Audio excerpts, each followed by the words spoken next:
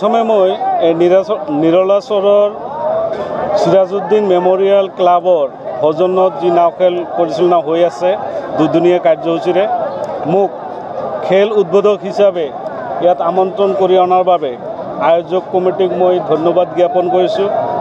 ইয়াত মই দেখিবলৈ পাইছোঁ অসম ভিত্তিত এওঁলোকে নাও খেলটো পাতিছে।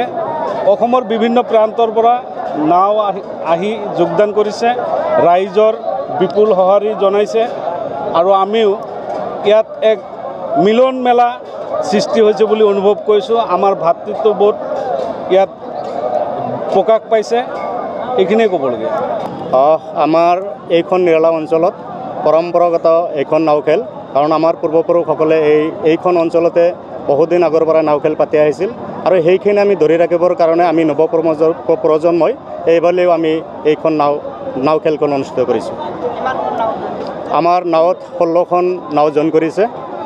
16খনৰ মাজত আমাৰ আজি ফাৰ্ষ্ট ৰাউণ্ডত কেইবাখনো নাৱৰ খেল হৈ গ'ল। সময় সংকীৰ্ণ হোৱাৰ বাবে আমি অহাকালি আকৌ খেল অনুষ্ঠিত কৰিম।